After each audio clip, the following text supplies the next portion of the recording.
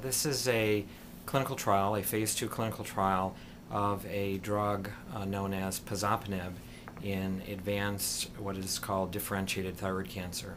And so this is preliminarily looking at the efficacy of this drug in patients who have progressive disease that is otherwise resistant to treatment with other approaches. For quite some years I've been seeing patients with advanced thyroid cancer, and those who become resistant to the usual approaches, surgery, radiation, and therapeutic radioiodine, really have few options.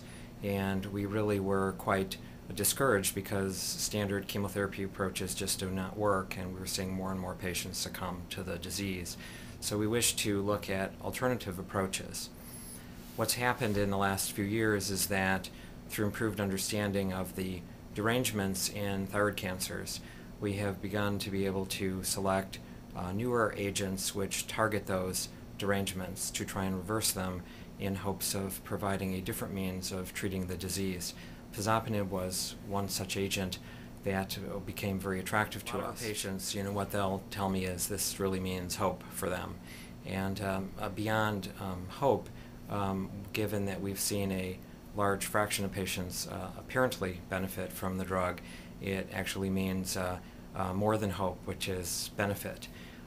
The benefit we've seen has been really dramatic in about a third of the patients, where they will experience really dramatic shrinkage of their cancer, and about another third get benefit in terms of more modest shrinkage or disease stabilization, where their cancer was previously growing quickly. So at least apparently we're seeing efficacy in terms of disease control and shrinkage.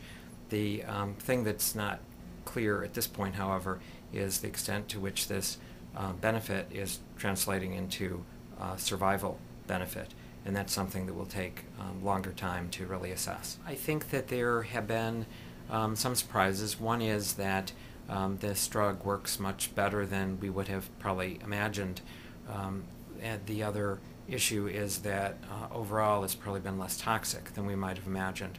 We're always very apprehensive when we start looking at a new agent, concerned that we don't really know the risk-benefit ratio.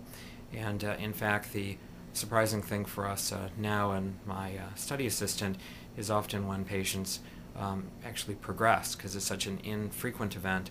It's much more common for us to have the patients do well than to do poorly, and that's really been a stunning surprise for us because we've never seen anything like this before in thyroid cancer. So the co-sponsors of the trial, both the manufacturer of the drug, GlaxoSmithKline, and also the National Cancer Institute, have been encouraged enough about these preliminary results to ask us to extend them and to look in greater detail in larger series of patients. So this preliminary, what we call cohort or group of patients, is now being expanded from our initial group of 37 patients.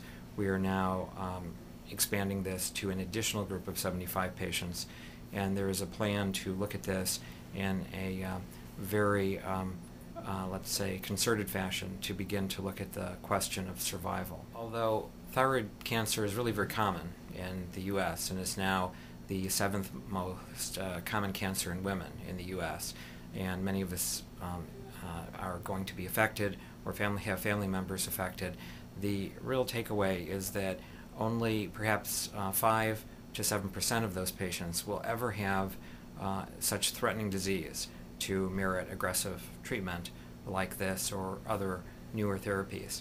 And so this treatment is really for the minority of the thyroid cancer patients who do poorly and have rapidly progressive disease despite the use of other approaches. So it's not to be indiscriminately applied across all thyroid cancer patients, but just those who cannot be treated well with other approaches. As with any treatment, there are pluses and minuses of this therapeutic approach, and I would say that although a majority of our patients, perhaps 70%, found this medicine well tolerated, the other 30% we had to dose reduce, and they had some side effects which were at least of some negative impact on their quality of life. So it is consideration, the balance between risk and benefit.